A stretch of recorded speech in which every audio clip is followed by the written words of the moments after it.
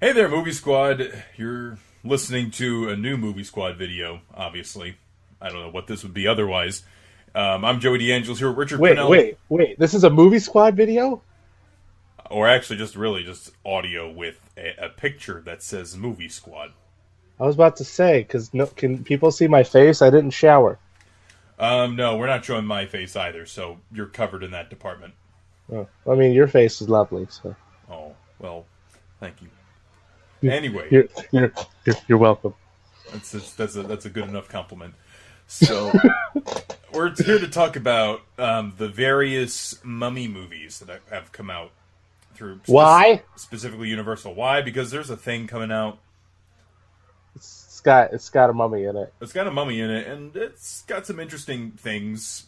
I'll probably see it. It's got a Tom Cruise. Got a Tom Cruise. Got a Russell Crowe. Not one girl with heterochromia from X-Men First Class. Yes, Yeah, and Sophia Boutella. she's the mummy. Yes, she's the mummy. She's So the mummy. She went from the samurai sword-legged woman from Kingsman to being yes, the mummy. That's how you upgrade. so that's a pretty decent upgrade. Oh. So yeah, so this new one's supposed to be the start of a Universal Monsters cinematic universe, but we figured let's talk about older Mummy movies that have come out Because over the there's been years. there's been a handful of them. There's been quite a few. We'll put it like that. It's kind of like since the '90s, it's kind of become like the staple monster movie almost. Like it was Dracula for a long time. Now it's like because the Mummy's become such a big hit, it's like Mummy. Yeah. So So I don't know where we want to start with this because you're more familiar with the Brendan Fraser stuff than I am. I haven't seen those movies in years. I mean, like we can always start at the beginning, All right, like the very beginning. so we'll talk about the early beginning. So back in like the 20s and 30s, Egypt was a big craze for people, especially after they discovered the tomb of King Tut. And not to mention that Sid Grauman, Grauman's Chinese theater, they also made a Egyptian theater. So you can imagine it was a big deal back then. And years 1932, when they released this first Universal Mummy movie, had Boris Karloff in The legend. Let's the legend. acknowledge. He became such a star after Frankenstein that they labeled him in on posters and credits just by his last name, in big, and sometimes bigger than the title. Which is, I mean, that's mighty impressive. Zita Johann is the leading lady in this one. There's a couple other actors I recognize. Film was actually directed by Karl Freund, who did the cinematography for Dracula, the 1931 film, and also did the cinematography for a couple of German expressionist, couple German films. I believe The Last Laugh being one of them. Classic. The classic movie. But Karl Freund directed this movie, and the best way I could describe The Mummy to somebody who's never seen the 1932 film is that it's Dracula with an Egyptian skin over it. So it's basically like every other it's kind of got that like Marvel movie make. I know we talk about Marvel every single video We we do. do, but like it's really weird. But it's got that same kind of like let's do the first movie we did, but a little different. Except, I would argue that even though we might like Dracula more because as Bela Lugosi and it's such a classic, I think if you look at it objectively, I think The Mummy is a better movie overall. Okay, I could agree with that. But the comparisons don't even end there. Like Edward Van Sloan plays like the doctor, like wise scientist in this one. He played Van Helsing, in Dracula, and of course the doctor, not Dr. Frankenstein, but like the doctor's mentor in Frankenstein that same year, 1931. And in the opening credits to The Mummy, you hear Swan Lake, just like you Oh, do in Dracula. So obviously Karloff got this part because Dracula was such a Dracula was a hit, but yeah, then Frankenstein was Frankenstein. Yeah, an even bigger hit, I mean, and that really just made Karloff a star overnight. So they made this one, and I know there were other projects they were going to have Karloff in. Like there was one where it was like Cagliostro, where it was like about this immortal man another kind of similar type of story. But again, this movie, I mean, it's got some. There's not as many memorable sequences in it as, say, Dracula or some of the other Universal monsters, but there's some effective moments. One of my favorites is when you see the initial like mummy makeup, done by legendary Jack Pierce, who did the Wolfman makeup, Frankenstein's monster, Bride of Frankenstein. It's just legend. He's able we to bow. He makes Karloff as like just a regular person look great, but also as just the full on mummy. You know, when you look at that, and it's only on screen for like a few seconds, and all that work and it pays off beautifully. It does. One of my favorite scenes is where he comes alive for the first time, and you see him like slowly move, and you see the other like young archaeologist guy, and he's like screaming. And you see the wraps move slowly across the floor. You know, there's that. There's one scene where Karloff's head moves up like this, and his eyes are around his eyes. There's like dark ring, this dark ring around his eyes, and it's very, very effective. It's just, I think it flows better than Dracula, and it's got an overall like Dracula has like Bela Lugosi and Dwight Fry in it, and that's what pays off for it. This movie, as Boris Karloff and everybody else, is pretty solid for the most part. Yeah, I mean, like, admittedly though, and this has just come from someone that, I mean, you grew up with this mummy. Like, this was your, I guess, your mummy, right? Yeah. So like, this is your mummy. That was weird, but like when I was a kid, I mean, I was most like whenever I thought of Universal monsters, I always thought of,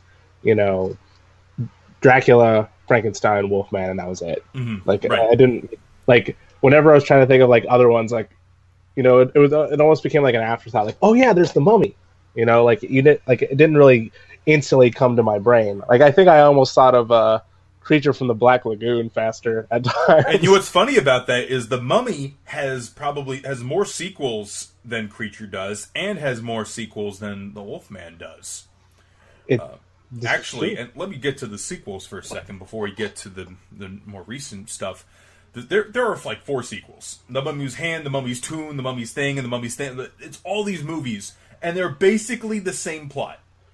I mean, and the mummy in these films is not like, if it ain't broke, don't fix it. I guess. But I remember watching it, like when I was watching the sequels for the first time on DVD. I'm like, wait a minute, did I put the wrong disc in? Because I feel like I'm watching the same freaking movie. And there'll be some of them are just like an hour long, and 10 minutes of it is spent explaining what happened in the previous movie. I kid you not. It's like previously on The Mummy. So that's what happened with a lot of those sequels. Is the first one is very good movie. Karloff turns in a great character, great performance. And this one, and the other ones, it's much more of a conventional monster movie, which it's fun. It's nice, like after Saturday afternoon thing. You can pop on this background noise, but just chill. I'll be like, oh, here. Got this on today. I forget the actor who plays the mummy in the second one, but in like the other sequels, I believe it is Lon Chaney Jr. who plays the mummy. So you went from Wolfman to Mummy. Yeah, I mean, and before Wolfman, I believe before Wolfman, he played, or at least very closely before or around that time, he played the Frankenstein monster. And he's played Dracula. Sequels, right? Mm-hmm. Yeah. He played it in Ghost of Frankenstein, and he also played Dracula in the movie Son of Dracula. Oh, interesting. So he's played a lot of these monsters. It made sense too. He was like 6'2", very big guy, 6'2", 6'3", very big guy. So very like intimidating presence. Now that makes me wonder if any of these other cinematic universe actors are gonna like swap roles later on in other sequels. That'd be interesting.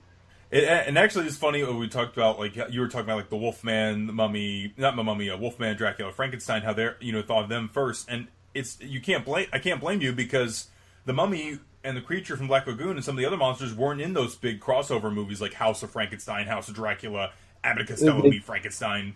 They had like 1 or 2 movies, or they had just like their own kind of like thing going on. They never really came into like what everybody else was doing. Yeah. A lot of that too. Part of that too is because like a budget thing. You know, it's like there's only so many monsters you can have in one movie, especially back then. Now everything is just. I was going to say until this year, when we could throw the kitchen sink with them too. I mean, we could have so many monsters in one movie. Just watch out. Just saying, get ready. And then also the mummy in the first movie. I believe is Imhotep. And then he has a different name, and there's a different mummy in like throughout the sequels. So that's also an interesting distinction. Usually, with the monsters, it's like the same monster, but in this, it's like it's a distinctly different character. It's just mummy. But so it's like they didn't learn from their mistake the first time. Like, why'd you resurrect the next three? Oh, yeah. Just because. Yeah, and if you ever do get a chance, watch at least like 2 of the Mummy sequels and tell me they're not like basically the same movie. It's like, are you telling me I'll struggle with that? I'll just be like, I can't do it. They're so short, but you'll be like, I can't do this. I'm turning it off. Like, I'm sorry. I can't do it. If you look at like Creature from the Black Lagoon, at least those sequels at least felt different from the first one. Especially the third movie, Creature Walks Among Us, where he loses his underwater breathing ability.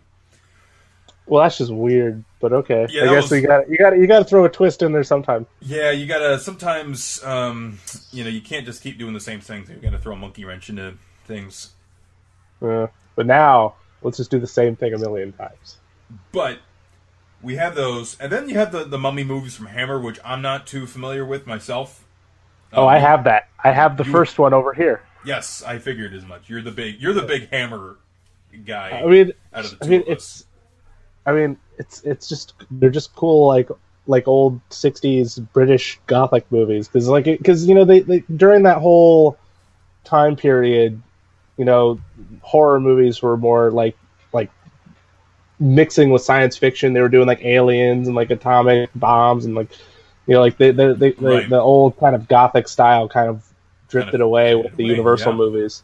Well, part of that was because of World War II, where we saw the horrors of like nuclear weapons, atomic weapons, the atomic age. And there were things that are scarier. In fact, that's why they had the monsters in Abbott Costello Meet Frankenstein and the Mummy in Abbott Costello Meet the Mummy and Invisible Man and all these other movies because it just became kind of funny at that point. It was only scary to like maybe young children. It's just like I know how much you like it when I bring up movies in relation to 9/11, but you're right. But like when 9/11 happened, the horror movies again significantly changed to be like, okay, now we got to be super violent. So like they were super gory and like Saw and Hostel and stuff like that. So when something scarier than a vampire happens in real life, then you got to kind of change a little bit. But what I liked about Hammer is that they said, no, this was like what we liked about old school horror, but that doesn't mean we can't adapt to the time. So they are a little bit more violent, they are a little bit more sexual. That's kind of the Hammer horror shtick a little bit, is that they got that kind of 60s color palette, but it's also a little bit more grotesque. So like you see, for example, Christopher Lee as either the Mummy or Frankenstein or any of the roles he's played, he's much more grotesque than in like the Universal movies. And so, though oddly enough, even with the Hammer horror films, Dracula or like the Mummy is probably like the afterthought character, admittedly. like I'm like, oh, Christopher Lee is freaking Dracula, it's amazing. Oh, Peter Cushing as Victor Frankenstein is a classic. Then I'm like, what else? Oh, there was the Mummy. They did that too. But they actually did re-release it on Blu-ray, so I recommend it if you guys haven't seen it. All right. Definitely worth checking out. Right on. So you got the Mummy in the 60s and some of those Hammer movies. Talked about the old Universal movies. Now let's talk about the Brendan Fraser films. Good old Brendan Fraser. Whatever happened to him? Poor guy. Ruined his own career. He ruined his own career, and now he looks like he's losing his hair, and his eyeball's about to fall out of his head. Brendan, if you're out there, we just want to know: are you okay? Please send a message to the Movie Squad channel. Like Brendan, do you need us to send you like meals on wheels or anything like that, or do you want to do like are you hungry? You want a snack? You see, this You is can why send- we need the social programs in this country to help people out like Brendan Fraser. Oh wow, good old Brendan Fraser. But yeah, he was good in the Mummy movies though. Admittedly, Right. there's that. So So so you had the Mummy movies. The first one was 1999, I believe. was it? I believe it was. You know what? I'm just gonna IMDb this. I don't care if it's in the video. But keep This is talking. live, everybody. This is live. He's actually going on IMDb at this F it, moment. we're doing it live. We didn't prepare ahead of time. We just said, let's talk about Mummy stuff. All right, it was 99. Okay. First one. Wow. So I would have been. Wait, was it like summer? Like what month? It was like I think it was like summer. Let me just May 7th, 1999. I would have been 8 years old. Mm-hmm.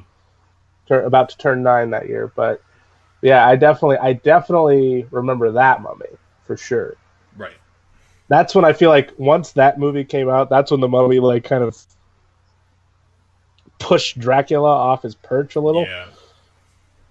Because, like, I mean, first of all, this was like during this time. You got to remember where, there were kind of revivals at Sony with Frankenstein and Dracula, like doing more like novel, accurate adaptations, and so people were like kind of interested, like, ooh, Right. like the old monsters are kind of back, but they're a little different, and so Universal's like, the hell, that's ours, man. What That's are you our doing? Why are you taking our crap, man? God, Kenneth Branagh, Francis Ford Coppola, I hate both of you. That was clowns. Universal. But of course, Kenneth Branagh. I'm sorry, Joey, but we got to throw him in there. Kenneth Branagh is a babe, and he knows it, and I know it. Except even when he's got no legs and weird facial hair. I'm just saying. There you go. But when he's racist, I can't do it. I'm sorry. That is a reference to Wild Wild West. Anyways, but no, like there was kind of that insurge of those those two movies came out, and so Universal, I'm sure, was just looking at themselves like, well, what the heck? What are we going to do? So, instead of going with like the Wolfman or anything like that, which they ended up doing later on, which that's a whole other video, I'm sure. A different topic. It's a whole other conversation that might be a little bit more sad, but but it's a conversation anyway. But so they decided to do the Mummy. But what was interesting is that instead of making it kind of like a straightforward horror monster movie, they kind of made it like Indiana Jones. Yeah. So like you have Brendan Fraser, who I guess wasn't really that well known back before that time. I mean, he did like a few comedies and like one. The Dudley Do-Right movie, was that before? Oh, was that the 90s? I think that might have been. I think that might have been after, or maybe before. I don't know, but I know like after the Mummy, like that's when like the early 2000s is when he actually like started getting movies because of the Mummy. Actually, it was after the Mummy, but in the same summer. Oh wow, he was so close to ruining it. Oh wow, he got so lucky that the Mummy was as successful as it was. It was a big. Jeez. You know what? Now I'm also curious how much money it actually made. I'm also obsessed with box office. With these. Yes, he is. But yeah, so they did this kind of adventure Indiana Jones style movie that kind of adapted to the times. It was CGI heavy. It didn't. I mean, there was some makeup and monster creature effects here and there. So, but for the most part, the Mummy character himself, who was also Imhotep, I believe, played by someone I can't remember. Was it Billy Zane in the first one? No, it was not Billy Zane, but he does kind of look like Billy Zane, doesn't he? Yeah, because I thought Billy Zane played somebody at some point. I think he was busy with Titanic. But that was like whatever. But I can never remember the actor's name because like the only two people's names that I actually remember from that entire franchise is Rachel Weisz and Brendan Fraser, and then that's it. Then like everybody else, I can't really remember. And The Rock, but well, that's a different story. yeah, that's a whole other conversation as well. But yeah, so like, and I remember like when I was a kid, I was like super excited for it because it looked like this cool like action adventure. I wasn't like over the moon excited for it, but like I was definitely like freaking out about it a little bit. I bought the toys too. I had Mummy toys. It was pretty cool. Right. I don't know where they are now. They're probably like in a landfill somewhere. So we might have thrown them away. But so if you're a dumpster diver and like and you happen to find them, they might have been mine. I don't know. Maybe. But yeah, I was definitely excited for that one. And then like it got so successful, it had a sequel, it had a spin-off. The director went on to do of a weird Steven Sommers. Steven Sommers, yeah, he did Van Helsing, which was like, I guess in its own way like a cinematic universe culmination movie without, the movies preceding it. Without like the build up. You just had all those recognizable characters in a movie. Which, I mean, hey, it was somewhat successful on its own. At least later on, it was. I mean, I think it's thanks to international markets, it kind of broke even. Didn't get the best reviews. And what is it? 23% on Rotten Tomatoes, something like that. But it's a childhood favorite of mine. I remember watching it with my mother on Mother's Day, actually, because I remember coming out in May. Van Helsing. And again, very much like The Mummy, it's more of an action film. It's oddly enough, like The Mummy is like the equivalent to like Indiana Jones, where like Van Helsing's like the equivalent to like Batman, or like James Bond almost. Like it's a super. Actually, James Bond's a pretty good comparison. Now I'm thinking about it. Like except, if Brendan Fraser is Harrison Ford, then Hugh Jackman is Sean Connery. There you go. But I guess that's kind of a unique take on taking monster movies and turning them into like superhero adventure, type action flicks, which is kind of what they're doing with the new one, but not as much, I think. Well, and also when you look at those crossover movies, they weren't really so much horror. It was more like just movies with monsters in them, and then the monsters fought in the third act, and then laboratories exploded. And Van Helsing was just basically a big budget CGI version of that. And that's what Steven Sommers was going for. And in remaking a not as funny and not as intentionally funny remake of Abbott Costello Meets Frankenstein, he succeeded. To one extent. To an extent. Or another. And I mean, he definitely took the character of Abraham. Oh, it's not even Abraham Van Helsing, it's Gabriel Van Helsing. It's so weird. Well, it's because, spoiler alert, it turns out Gabriel Van Helsing was actually like an angel, I guess, at one point in his life. They were going to explain that in a sequel, but that never happened. Like, there's like a really convoluted like explanation for why his name's Gabriel and why he's like fights monsters and like why he ended up at the Vatican and then it was weird seeing the Duke from Moulin Rouge as Dracula. Gabriel! Oh. Oh my god. He was I'll give him this. He was entertaining as Dracula. He was. Hammy is heck, but he was entertaining. He was. You can't kill me, Victor. I'm already dead. Oh man. And then, go ahead. And the villain from Iron Fist is in it as the bumbling assistant, Carl. Oh yes. Oh, I love that actor though. David Wenham or whatever. Yeah, he's like been in a ton of. He's like that guy now, like that you just see in movies, and you're like, oh my god, it's that guy. Like I remember watching 300, and he shows up in that as like the narrator or whatever. Yeah, like yeah. And I'm like, oh my god, Carl, he upgraded. Carl got abs. No, but he's not a friar anymore. He's a Spartan. You know what? I could see him like as. If they had like recast him as like a different character, I could have seen him as like a Renfield type. Honestly, yeah, he could have like, especially like nowadays, like some of the roles he's played, I could definitely see him doing more like kind of. Hey. No, now that I'm kind of bummed that there wasn't a Renfield because freaking Dracula just stole Igor from Frankenstein in that movie. They just completely ignored Renfield, and just stole, Igor from him. No, but you know what I find funny is that with the old Universal monster movies, is that Igor didn't come into play till the third Frankenstein movie, and he was played by Bela Lugosi. So I'm just trying to imagine Bela Lugosi talking to Bela Lugosi, and then Bela Lugosi also played the Frankenstein monster in Frankenstein Meets the Wolfman. So if they had Bela Lugosi as the monster.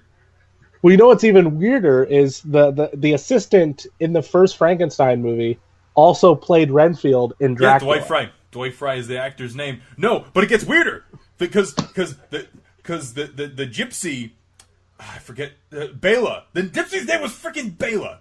God, played Bela Lugosi, who transforms into the wolf and attacks Lon Chaney.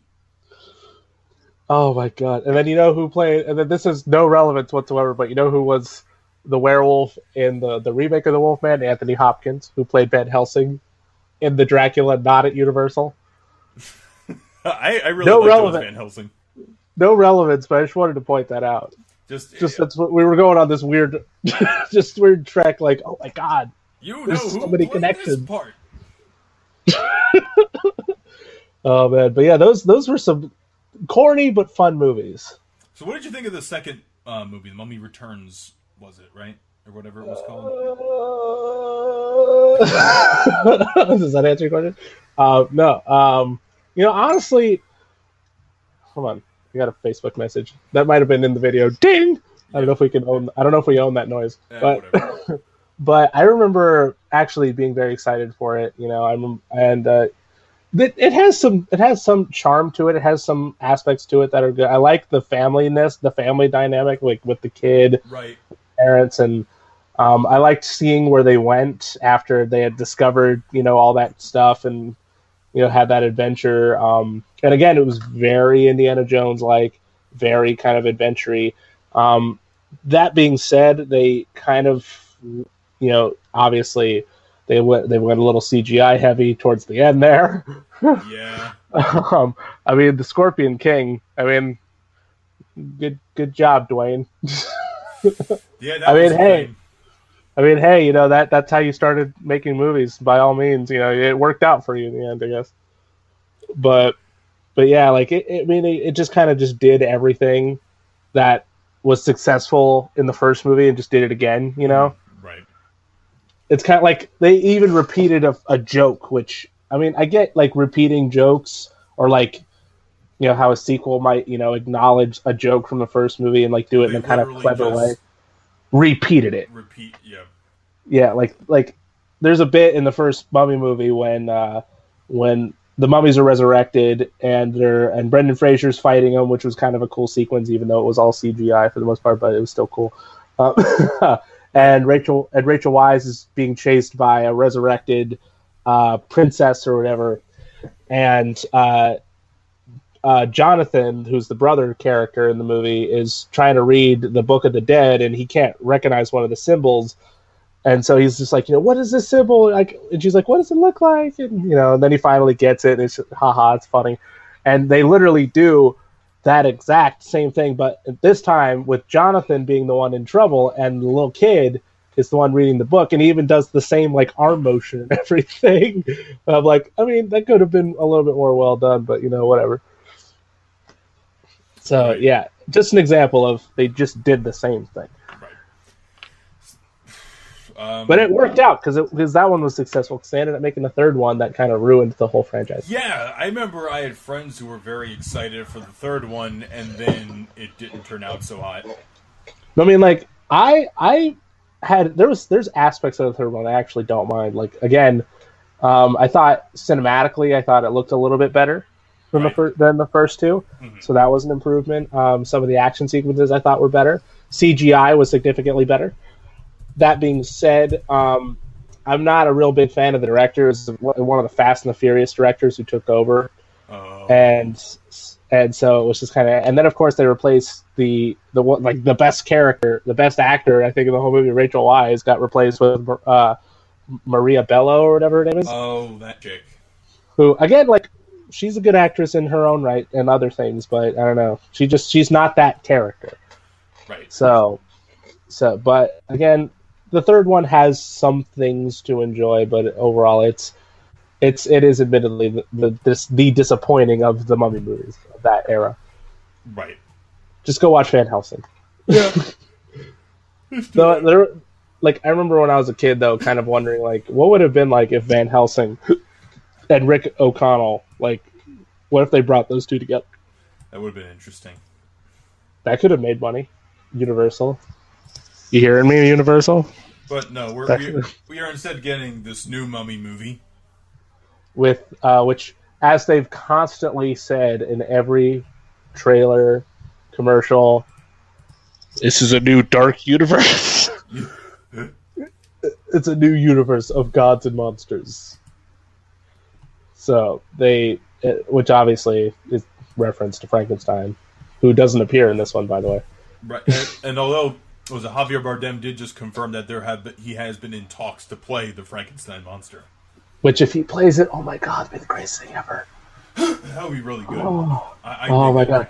I mean, I'll admit, the people they got for this little cinematic universe, I mean, regardless of what you think about Tom Cruise or whatever, I mean, that's kind of an impressive catch if you ask me. You're right. But, like, you got Russell Crowe playing Jekyll and Hyde, who shows up in this first movie. Yeah. I do like the actress they got for the actual Mummy, and I think she looks great. Yeah, she looks good. She's got some cool moments in those trailers. Yeah, I even think they definitely even improved on the giant sand cloud with the face in it effect, which was very frequent in the Brendan Fraser movies. And then they got Johnny Depp playing the Invisible Man. That casting I'm very interested in. I mean that's definitely, of all the monster characters, I feel like that's definitely the hammiest of all the. Yes. So I feel like that just fits in Johnny's wheelhouse like immediately. Absolutely. And then hopefully we got Javier as the monster Frankenstein. But now I'm wondering who might beat Dracula, because it's not Luke Evans. No, it will not. It won't be Luke Evans, because they as much as you love Gaston. As much as I love Gaston in the new Beauty and the Beast, Luke Evans was not a great Dracula. But it was not entirely his fault, because that movie was just a weird mishmash of 300 and Captain America: The First Avenger, and that just didn't work out. With like a 0.1% of Dracula in it. Yeah, it had one or two cool shots, and it had Charles Dance. Charles Dance's definite improvement. But, I'm be interested to see who they cast as Dracula, because you have to have Dracula. You have to have Dracula, because like it's like if you didn't do the DC movies with Superman, or if you didn't do the Marvel movies with Iron Man, he's kind of like, you feel like he's a staple character. Yeah, absolutely. And even though they did set up Dracula Untold very cinematic universe-esque, I keep putting the microphone closer to my mouth just for emphasis, so I apologize if that's too loud. But, I mean, yeah, they did kind of set it up for that, but he's not coming back. Right. But, and so what are your thoughts, at least, like, going into the new Mummy movie? Like, are you interested? Are you kind of, like, on the fence a little? What are your thoughts? I have mixed feelings on this new endeavor. I mean, on one hand, I'd rather have it. It feels very, very action oriented and very CGI in parts, but there are some really cool things in the trailer, and I do like some of the Mummy action stuff that they have. She seems very creepy in parts. So, you know what? We'll see what happens. If it's better than Dracula Untold, I will be happy. Or if it's at least not serviceable like King Kong Skull Island. Yeah, if it's better than those things, I will be satisfied. I mean, I think for me, like, I see the trailers, and it definitely does seem more action-oriented, which, I honestly, I could probably live without seeing Tom Cruise running away from something exploding at him in a trailer. I mean, if you watch like a string of Tom Cruise trailers, he's always running away from something that's like exploding behind him. Right. I just want to point this out, and the Mummy's no exception. But like you said, yeah, there's actually some cool things. I like I do think they kind of revealed too much in some of the trailers. I think that it would have been nice to not know that Tom Cruise is cursed. You know? Or like if they did the eye, because like they have that eyeball thing where the eyes split into 4 instead of 2 or whatever. Mm-hmm.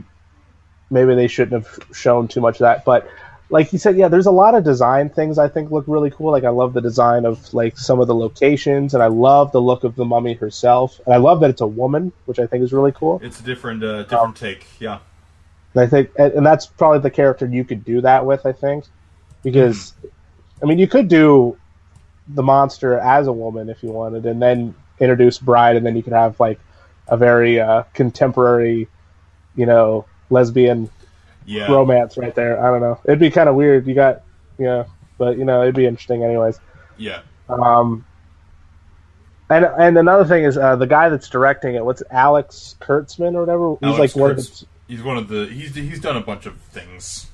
He's like one half of a screenwriting team who's worked on like 90% of Paramount's blockbusters. Yeah. like Star Trek, the Transformer movies, like all this. And if he had not done anything else that I didn't like, he's done some things that I think are good and bad. Yeah. But the one thing that kind of sold me on him being involved, besides thinking the trailers look kind of cool, is he created the Sleepy Hollow show. Right. Which, if you guys have seen the Sleepy Hollow show, it is a very action oriented show. It actually is wrapping up now, I think, after season 4 or 5 or whatever. But like it is very action oriented, but it is very creepy. It is very much a monster horror show with action elements. It's very charming and fun and silly, and it's got great characters in it. So if in any way the new Mummy movie reflects at least the first few seasons of that show, I think it'll be a great time. Honestly, right. I think people will be in for a good time, which I hope. Right. Because this year's been pretty decent so far. It hasn't really been too awful of a movie as far as the biggest movies so far yet. Yeah. So I'm interested. Maybe a little bit more than you, but I'm interested. Yeah, we'll see what happens, but we'll definitely talk about it on the channel at some point whenever we see it. Someone will review it. It might not be us, but someone will. Yeah, but it should be us, though. We should do everything, really. I mean, let's not tell anybody that. I mean, are you sure we could just do it anyway? They wouldn't even know. I mean, who cares at this point? But seriously, it should be us. But anyway. So that was our little weird Mummy retrospective. Hopefully you guys weren't too bored by my rambling anyway. I know, Richard. What? I'm sorry. I know. Napping there. What was going on? Sometimes I put myself to sleep. So that was it. That's just sad. That's a sad living. Anyway, stay subscribed to the Movie Squad YouTube channel. We got some new videos coming your way. We have our Pirates of the Caribbean retrospective. Richard and I talk about the first 4 Pirates of the Caribbean movies. That's up. Watch it. You should watch it, yes, because it is amazing. And it really is. It really is. In the comment section, tell us, what is your favorite Mummy movie and why? We want to know. And what Universal monster would you like to see next in this cinematic universe? Frankenstein's monster. Oh, you're not asking me. Never mind. Sorry. Well, we got your answer. Anyway, folks, okay. I'm Joey. That's Richard. And Hi. Thank you. Bye.